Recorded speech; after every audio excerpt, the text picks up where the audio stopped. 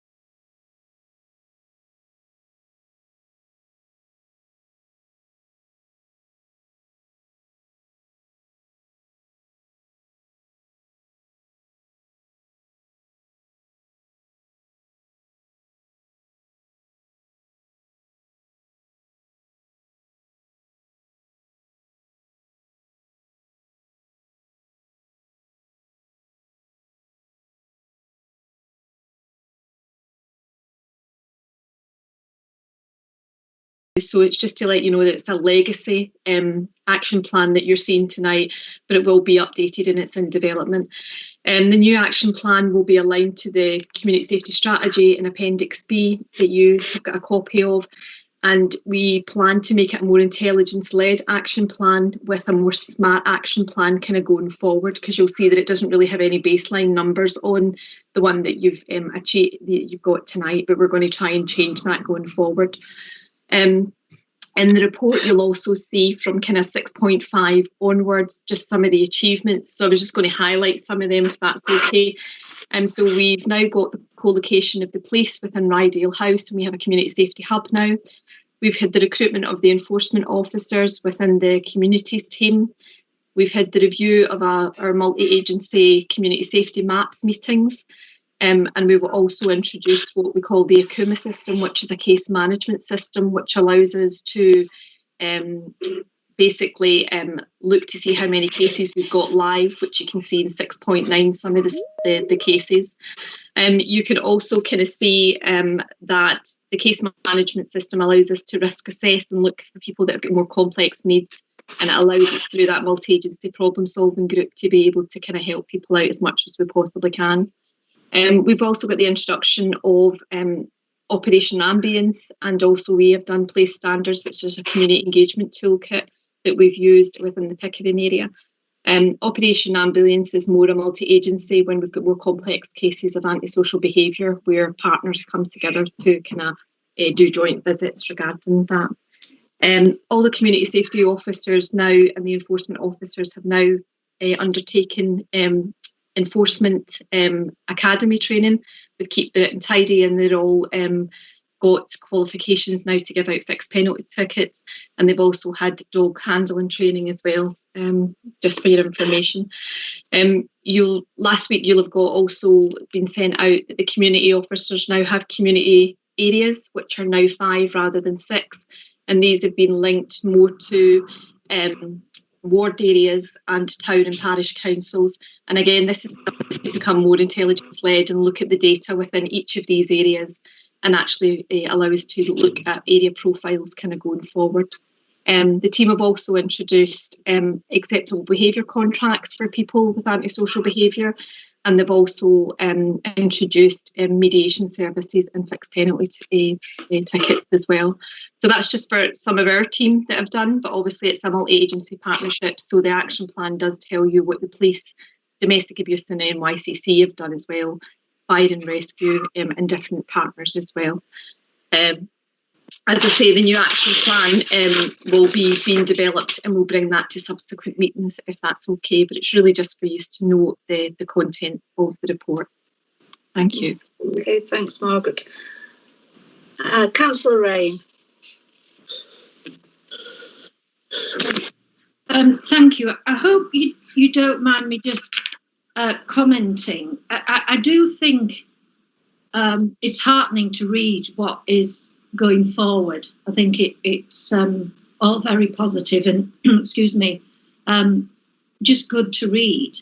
But do you mind me just mentioning that in the actual page 6 in the agenda, 6.5, it mentions develop work around mental health and offending. And it also says in 6.8, violence and mental health. And when I read this, before I read all the rest of the information, I actually was really quite worried that they were put together. And I just wondered, is there a reason for that I'm missing? Because of the stigma involved with mental health, to put the offending and violence with it, I just felt I was uncomfortable. So I just wondered if anyone could answer that for me. Thank you. Yeah, Councillor Rain, it's not meant like that, and I'm sorry if it's came across like that. I think what we've identified is that normally people, a lot of the time when we're dealing with antisocial behaviour, there's normally quite a few complex issues that people have, and what we're just trying to do is make the connection that actually there might be some mental health issues that people need help and support with. So that might be contributing essentially either their offending behaviour to their mental health or vice versa. So it's not meant to be that it's linked to offending behaviour. It really is meant to be about how we look at whether somebody's got antisocial behaviour, whether or not there possibly could be mental health issues, but that could be for multiple reasons. But it could also be that there's some substance misuse, and also just that some children and some people have had adverse child experiences, and we have to recognise that people sometimes have post-traumatic stress.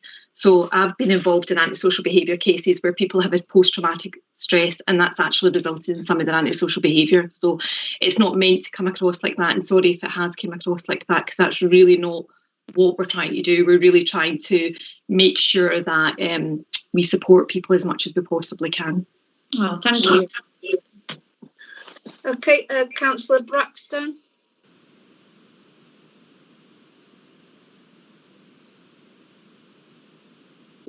Sorry, I was still muted there. Yes, so just looking at point 6.9, we were all lucky enough to go to the How Good Is Our Pickering evening. It was very well attended and it was well received by the public, and I think it was very beneficial. There was lots of good comments came from it. But I was just wondering, Margaret, if there'd been any feedback actually collated that we could look at, because I don't think we've received anything, any reports afterwards, and I just wondered whether there was anything in existence. Or thank you.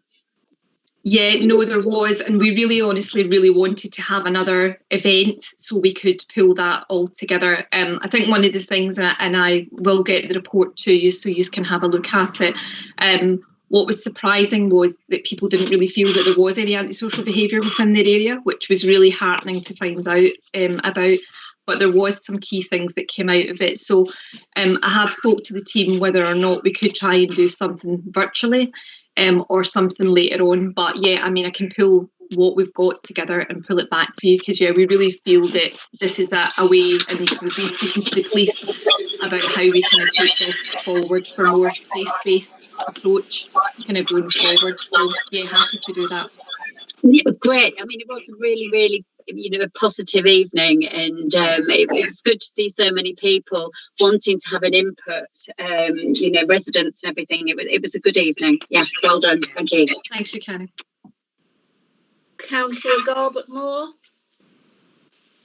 Cheers. Thanks for this report, Margaret. It's a really good report, and I just want to mention 6.10, which is the list of partners and the prevention campaigns that took place. There's a really good list there. The one that I've been involved with, the Dog Trust Checkup and Chip event, myself and Councillor Mackenzie did the promotion of that with Matt Lishman, the community officer. I think that's his name. I've got that right. That's a really, really good event, and we've had some really positive feedback from that. The last time it took place, I think, was 2019, or was it early 2020? Can't remember, but it only took place in Norton. The year before that, it took place in Norton and Malton. I would like really that event to be facilitated across the district in several towns or villages, because I really think it's a really important event for people to be able to get a health check for the dogs.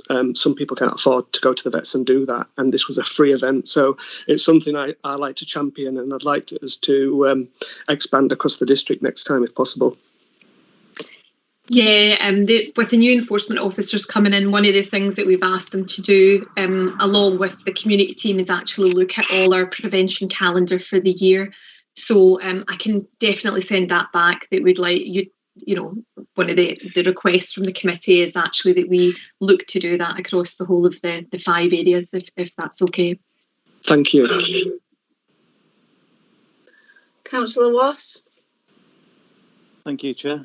I think it's a very, very positive collation of material, and I'm very interested. I've got a couple of questions just about the format of your meeting in 612, where you say you're getting together, and it's obviously quite an in-depth relationship between different partners, and I was just wondering how you managed to collect together. And I think also you inferred at the beginning there that you didn't have any baseline figures for a lot of what you're discussing, and obviously it's the inception, so you're not going to have a lot to go on, but I was just wondering how you're going to actually factor in what are you going to measure basically in the short term, because that will have evidence to say to us, particularly where things are working, where things are not working. Yeah, so these were 2 different meetings that we kind of pulled together. So there's the multi-agency community safety meeting that is a fortnightly meeting, but we did make them a weekly meeting at the very beginning of COVID, because we realised that there was community tensions. I have to say this was before there was locality outbreak meetings that were set up by public health, so we felt it was really important to be in the front foot to try and work with any community tensions. So they're back to fortnightly meetings, and we do have locality meetings as well. The Community Connect meetings, partnership meetings that are highlighted in 6.2 is a very new, it's not new, it's been running for about a year now actually, now that I think about it, was again as a response of COVID. But it was about a multi-agency, it was about us linking up with North Yorkshire County Council, the towns, the parishes, volunteer organisations and police, fire and rescue, and the council herself, just to kind of see what was our response to COVID and helping to support that as much as we possibly can. There are a couple of action plans. We do have subgroups now associated to that meeting, and again that's to do with mental health and wellbeing. So again, back to that, we recognise that COVID has had an impact on people, and we're wanting to look at that. Also increased poverty and personal debt, and there's been a great deal of work done around food poverty and stuff like that. And the great work of the volunteers has been absolutely phenomenal, and quite a few of your elected members have been involved in that, so we really greatly appreciate that. And then we've also got community volunteering and sustainability. So again, this is a different group, but it's one that we're trying to make the action plans more kind of measurable, shall we say. So not just kind of saying we're undertaking work.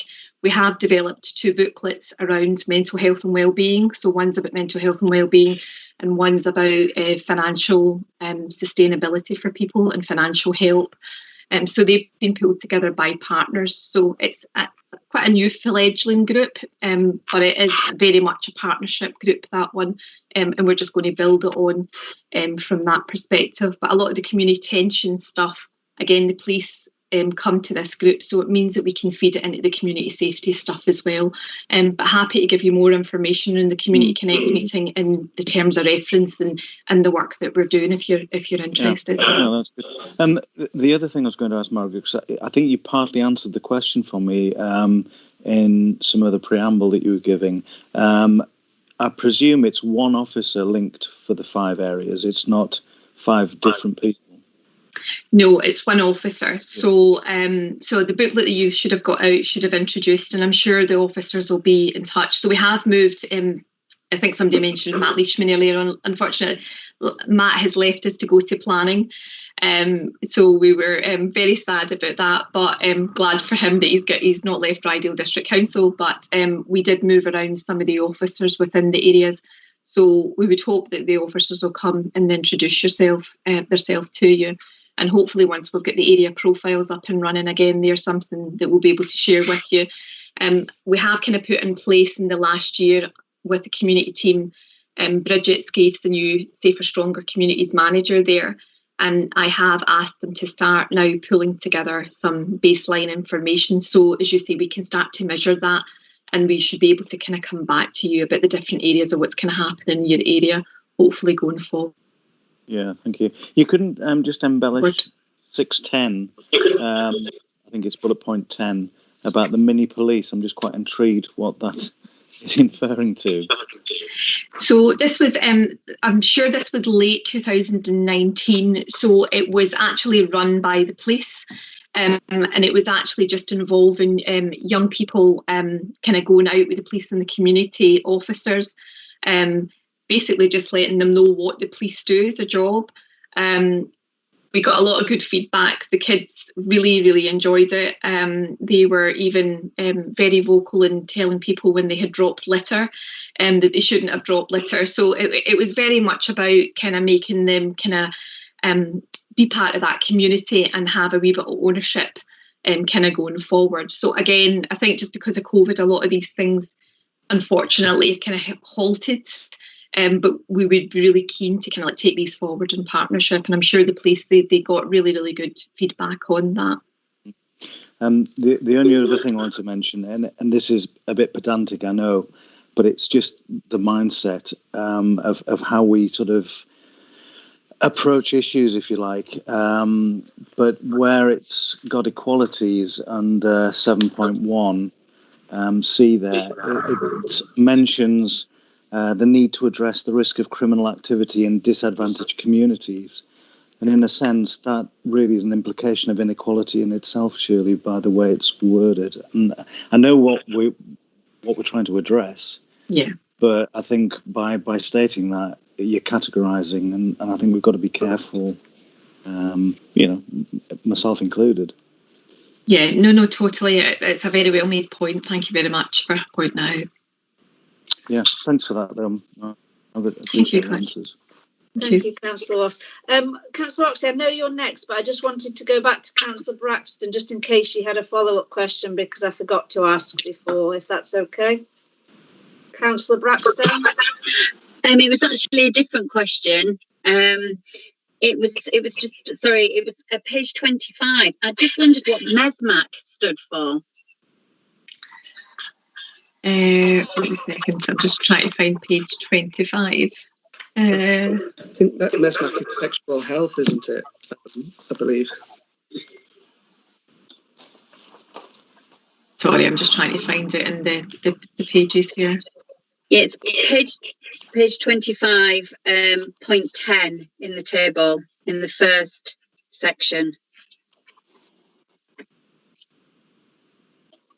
I'm not really sure. Unfortunately, some of the thing but I will find out for you and come back to you. Is that okay? I'm sure I can Google it. Yeah, it's just I did notice actually in this, some of the partners have actually used a lot of acronyms, so it will be one of the things that I'll be kind of pointing out to them. Please don't use them, because I did have to kind of look at quite a few of them myself. But no, I will find out for you and come back. I just don't want you to give you the wrong title of it, if that's okay. No, thank you. Thanks. Louise, can you help on that? Yes, I was just about to assist. So they're quite coy about what the exact acronym stands for, but just so you know, it is about sexual health, MESMAC. So it does things like HIV, STI testing, information about that, information about LGBTQ youth, use of condoms, that sort of thing. So it's around sexual health. Thank you. Thanks, Louise. Councillor Oxley. Yeah, thanks, Chair. I've got a couple of, several issues. Is it all right if I just sort of keep going? Yes, I shall stop you if I think it's going on for too long, Councillor. Thank you, Chair. Thank you, Councillor Braxton, for raising the event in Pickering. How many people were at the event? Do we actually know? I can't remember off my top of my head, but I mean roughly there. I think there was between 40 to 50 people there. So it was a really well attended event actually. Right, thank you. That just sets my mind at rest. The police officers and the community safety hub. How exactly is that working? Are the police now based there, or are some of them based there, or how does that exactly work? Because I've come across several people who seem very confused by it. Yeah, so it's the neighbourhood policing team that are there. So it's just the PCSOs that are there. So they're on the first floor and they sit beside the community team. And they're now within Ryedale House. They moved in February. So and it's working really well. Right, so it's the neighbourhood policing team and the PCSOs. Fine, thank you. Yeah. Fly tipping in 6.9 says we've issued 3 fixed penalty notices. I'm surprised it's not much more, given the amount of flack there does seem to be flying, certainly in my own ward and indeed in Moulton where I live, about the amount of fly tipping that seems to be going on. Yeah, so that's why so when I did the review of enforcement, unfortunately the processes weren't set up, Councillor Oxley, so we didn't have the staff trained. Right. We didn't have with the right qualifications, we didn't have the books, and we didn't have the back office to be able to do that. So that's now all in place. So since that, we had to put that all in place, and then obviously recruit the enforcement officers, and that's why there's only 3 at this moment in time. So you will likely see that increasing as we kind of go forward. But it was because there was none of that in place. So in the last year, that's all been put in place. That's just helps me understand. I've got one final question, one final point, if I can. These groups, all these partnerships that are meeting, presumably there's a fairly middle to senior level within the organisations that are taking place in them. Which begs the question is, what's in place to check that the people who were working below these people, i.e. the front line, are actually happy with all that's been done? What's the mechanism for checking that the people actually having to actually listen and work on the front line are happy with the direction of travel? Yeah, so we also have weekly police and council and housing meetings as well. So that gets fed in and we get stuff fed back up. We also have, through the multi-agency meeting, because it's a problem-solving meeting, that's where any issues will come into that meeting if there was anything that wasn't done. So what happens is the cases come in, they get discussed, all the complex parts of it get discussed, and there's actions put out, and then they come back and they update where we are with it. So it's not as if we just kind of action something and then we don't come back to it. It has to be signed off basically through that group. And there are operational groups. Obviously, with the police being with us there on a daily basis now, there's been really good working where maybe something's happened and we do joint patrols together there and then, and we action it straight away. There was a great piece of work done actually over COVID in Tara Park, where we had to accommodate some travellers onto the site obviously because of COVID restrictions, which resulted in a lot of really antisocial behaviour. And that was a very multi-agency, but it was also about including the community support organisation and making sure that people that were within that site, if they were testing positive for COVID, we were helping supporting them. So it's very much that, yeah, there might be middle management taking the decisions, but it is very operational and it does get fed up. So and the community officers will definitely feed back anything to us as well. Thank you. I'm finished, Chair. You don't need to shut me down. Thank you. I've just got a question, Margaret, and it's probably a simple answer. But on 6.9 with the acceptable behaviour contracts, what did they actually consist of, and what happens if once they've signed up to them, they then breach them? So acceptable behaviour contracts, again, hadn't been really used within Ryedale. So we've kind of like done that over the last, 15 months. So essentially it's a voluntary contract. So normally it's if we've went out and we've had to kind of ask people to deter from their antisocial behaviour and they've refused or they haven't managed to do it and we've got further complaints. To help them and support them and give them as much information and support as we possibly can, we then basically have a voluntary acceptable behaviour contract, and we ask somebody who's offending if they would like to sign up to it, but we commit to monitoring that acceptable behaviour contract.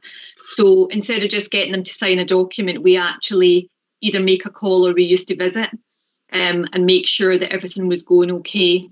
So we've had a couple where there's been lit dogs and it's been their dogs have been causing a lot of trouble. So in the acceptable behaviour contract, it would be that a responsible adult takes the dog out, the dog's always kept in the lead, the dog has been chipped, the dog is maybe engaged with looking at dog training classes.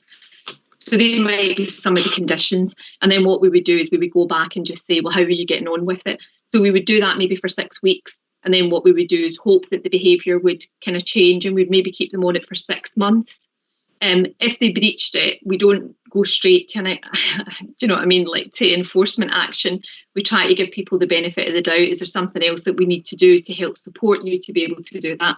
And I've got to say, most people, when they're put on an acceptable behaviour contract, because we're giving them that extra bit of help and support, they don't normally breach it. It's only every now and again that we have to take it forward, either for an antisocial behaviour order or another form of enforcement. Okay, thank you, Margaret. Councillor Wass, is it a follow-on question or a new one? Well, it's about what you've just been mentioning, actually, because it's on page 6, Margaret, but it comes under Bridget's lead, to do with the legislation of antisocial behaviour, bullet point 3 on column 1 under action. And I was just wondering if you could just sort of give us an idea of what the legislation actually is. Is it a national framework or is it something that we've tailored just for ourselves? Do you mean for acceptable behaviour contracts? Yeah. Yeah, no, it is one of the kind of best practices. Do you know what I mean? So from my perspective, enforcement is, for me, is that we haven't lately done our early intervention and prevention work as much as we possibly could, or we haven't supported people changing their offending behaviour. So for me, and I think for like when it came out around the Crime and Disorder Act, it was really to encourage people to change their behaviour rather than us take an antisocial behaviour order. A lot of people think that if you go for an antisocial behaviour order, the behaviour stops, but it doesn't. Essentially, you seek the antisocial behaviour order and then you still need to monitor and get the evidence to take it back to say somebody's breached it. So it's far better to have something like an acceptable behaviour contract. So it is really best practice to make sure that you've done everything you possibly can before you take. So it's part of that kind of journey, shall we say, before we get to enforcement action. So we try to help people as much as we possibly can. Yeah, thank you. The other thing that I found interesting, on page 8, in the right-hand column, bullet point 2, bullet point 1 I thought was fairly obvious, but could you just define what you mean by vulnerable communities, and how do they come about? And are there any that we should be aware about? So vulnerable communities can be, they can be there for various reasons. Do you know what I mean? As you pointed out, in the equalities part of it, it could be that there's disadvantaged communities, and what you don't want to do is just make the assumption that a vulnerable community, how can I put it? A vulnerable community is at risk of us being heavy-handed to them. So you want to put as much support and help as you possibly can. But it can also be that maybe something's happened around antisocial behaviour and that children are being targeted in a certain way to act in a certain way. That would mean it would be a kind of vulnerable, and there might be something that is more about the community and the community makeup and the place, shall we say, rather than the actual individuals. But it might be that, it could be lighting, it could be a gathering place, it could be, people are targeting that area because they know there's kind of like younger children that are more influenced by stuff. So that's what I mean by kind of vulnerable communities. It's just so we're not just looking at individuals, we're actually looking at place as well. Sorry to interrupt you. Would you go as far then as to say it could be even as complex as social communities in terms of technology, like online communities, not just communities within, the environment? Yes, totally. And that is definitely becoming more. Cybercrime and cyber bullying and stuff like that is definitely becoming one of the kind of key areas for us to start to kind of look at. So yeah, it's just being aware of that. It's also, I don't know if anybody's heard about designing out crime, but again, in your communities, sometimes it's about designing out crime because actually sometimes we've designed communities that are actually not the best. So the police do have what they call these officers that can actually look at lighting and whatever else as well. So yeah, but there's different vulnerable communities. It's not about a place, it is about different things as well. Yeah, lovely. Thanks, Margaret. Cheers. Thank you. Thanks, Margaret. No further questions. Recommend that the overview and scrutiny committee note the report and the work of the partners.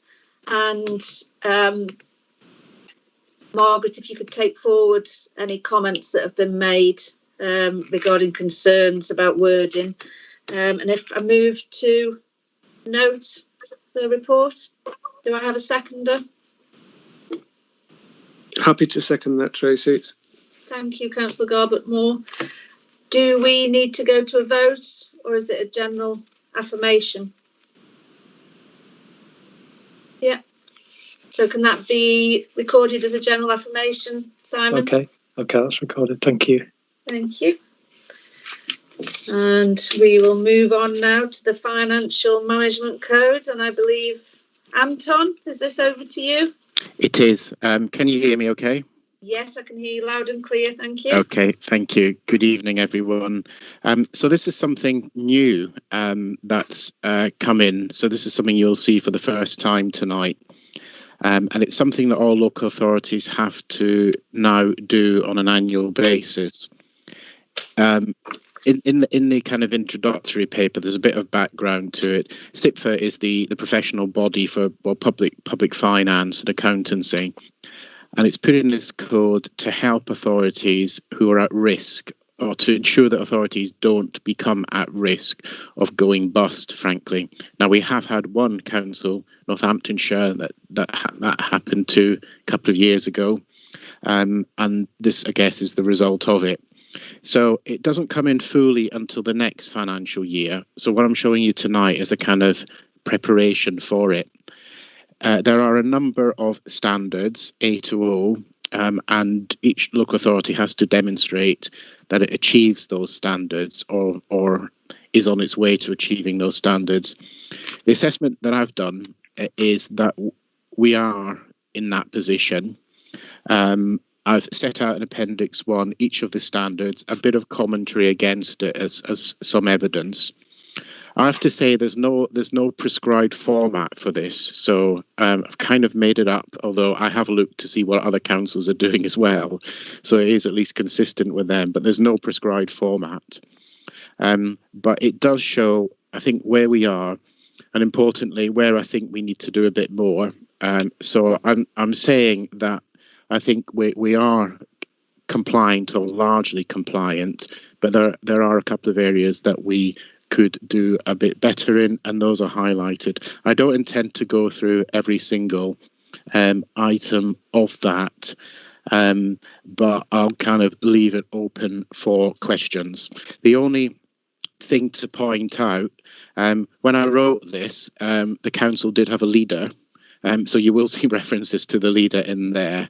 I don't think that's particularly important for this, whether it stands or it falls. It'll be something that's an ongoing revision. It's a bit like a risk register, and it'll feed into the risk register. It feeds into the annual governance statement, and it's certainly something that the external auditors will pick up as well.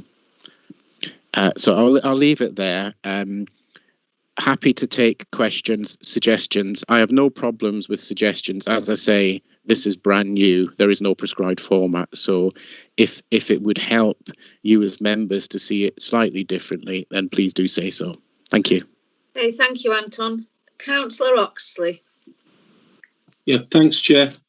Anton, you just made reference there that the external auditors will look at this. Who is the final arbiter of whether it's satisfactory or not?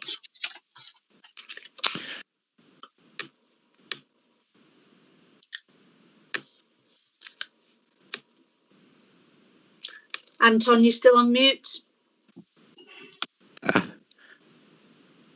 Sorry. You'd think I'd learned by now. It is our own internal document, so it's a bit like a risk register. We ourselves, the council, are the arbiter of this.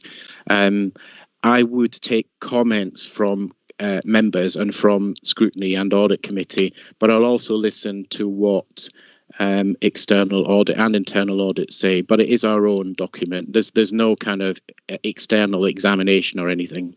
Fine. So sorry if I just may. So this is if we are happy that we are doing what we should be doing, and internal and external audit are not picking up issues that concern them, we ought to be able to be fairly satisfied that we're doing everything we should be doing. That's correct. Yeah. Fine. Thanks, Anton. Thank you. Councillor Wass. Yeah. Thanks, Anton. I'd rather just go along with you supporting us rather than maybe we support you, because you know what you're doing. Could I just ask, though, it's a bit of a cheeky question. On 6.8, page 42, you mentioned that RDC has strengthened its financial management. Does that infer then that in the past we should have been better at what we did? Yes, I think that's been well stated. I mean, a very specific example of that is just the fact that we now have regular budget monitoring reports that come to members, and you can see where we are. So things like that. I'm sure if we were still here in 4 years' time, I'm hoping that I'd be able to say in 4 years' time, we're even better than we were 4 years ago. So it's continuous improvement. Yeah, good. On 7.1 on the next page, we've got legal action and costs for financial implications. Legal action and costs for legal implications. But under climate change, is there going to be the same amount of control there in terms of delivery? I think in terms of all of the other implications, including climate change, equalities, and that kind of thing, what we need to do is whenever we have something that incurs expenditure, whenever we have a business case for a particular project, it's at that point that we need to do a full kind of risk assessment for each of those. So this in itself, this statement, doesn't really have significant implications, but if we don't do what we're saying in this statement, that's when all of the costs can arise. Right. Could I just ask about value for money on page 46? Yeah. Obviously, it's a new report, and we obviously haven't got much to go on, I guess, at this juncture. But how would you rate us starting off now from a baseline in terms of how good is our value for money at the moment, preparing for the next 2 years? I think had COVID not happened, I would have said we were right up there, along with some of the best councils, because we had set a budget that not just reflected priorities, but we were actually spending what we said, and we weren't either overspending, and more problematically for Ryedale in recent history was big underspends, which I think people are aware of. So I think that is one kind of good example. Another is that whenever we were looking at big projects, we now have a fairly sophisticated process in place to do proper business cases, for example. So I think, and that's been recognised particularly by external audit, that we do have those, and they did give us a clean bill of health, if you like, last year. So I would have said, and I would have hoped that that's what I would have been able to say. Unfortunately, COVID came along, and now we're overspending, so it's quite difficult. It will be interesting to do a value for money, as I say, value for money exercise on how we've handled COVID. We have incurred additional costs, we have spent more, and that'll be difficult, but it'll be quite interesting to see how that money's been used. Yeah, and it does say on page 51 that value for money underpins the financial strategy. So yeah, it does. Yeah, we've got to get that right. And yeah. The other question, just to finish on that, was on page 51. It does say at the bottom there, the council scores well on the SIP for resilience due to high levels of reserves. Now, obviously, with the potential of us now spending money, as we voted for different things in full council, how would that impact on how well we're doing, do you think? That will impact on a resilience index. Yeah, that's absolutely right. If very simplistically, if we spend all our reserves, we won't have any left over for a rainy day. So that's an oversimplification. But yeah, you're right to pick up on that point, and it's something I highlighted in the budget report as well. That is a risk. Yeah, that's good. Thank you. Great answers. Thank you, Anton. Thank you, Councillor Oxley. Yeah, thanks, Chair. I just wanted to pick up on the VFM issue because clearly, having been on this committee for some years, I have seen the external auditors' view of our value for money improving year on year. So I just want to support what Anton's just said. We are improving down that path. It just gives me the opportunity as well to say that, just following up on what Councillor Wass said, the bottom line on all this is always going to be value for money, I'm assuming. So whatever it is, whether it's legal, financial, climate change, equalities, staffing, or whatever we're looking at, the base judgment should always be, and I'm assuming is going to be, value for money and nothing else. Is that fair, Anton? I think it's fair. It is the main one, and it is the one that the external audit judge it on us on. There's no accident that they do two things every year. One is to check that our accounts are right, and we've not made anything up. The second thing is a value for money statement. So I think that shows the importance of that. Thank you, Anton.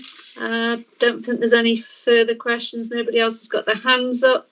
So I'll recommend that the committee notes the introduction of the Financial Management Code, and we move to record that, note that. Do I have a seconder? Happy to second that, Chair. Thank you, Councillor Oxley. Is there a general affirmation, or does anybody want to put their hands up against that? No, I think that's fine, so it can be recorded as a general affirmation. That's recorded, Chair. Thank you. We'll now move on to decisions from other committees, and can I just check that all the councillors present received the minutes from the Policy and Resources Committee held on the 18th of March? I think they were sent earlier today. If nobody's got the hand up, I can assume everybody's got them. Is there any comments or questions regarding the minutes? No hands up. Okay, so we can move on to the overview and scrutiny forward. Oh, Councillor Oxley. Yeah. Just to say, Chair, I think they are an accurate reflection of what happened that night. Yes. Thank you. Is there anything else, Councillor Oxley? You still got your hand up. Thank you. If we move on to the overview and scrutiny forward plan, has anybody got any questions or comments on the meetings going forward?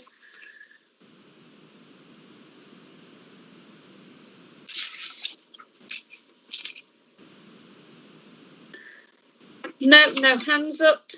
I don't believe there's any other business that's urgent. So I believe we could bring this meeting to an end. Is that okay, Simon? Yes, Chair, that's fine to close the meeting. Okay, thank you to all the officers for your reports. Thanks, everyone. Thank you, Margaret, for answering the lengthy questions, and thank you to the councillors for attendance. Thank you. Thank you. Thank you. Bye. Thank you. Thanks, Tracy. I can't unmute myself and take my hand down at the same time. I'm too old, Chair. Thank you, Councillor Oxley.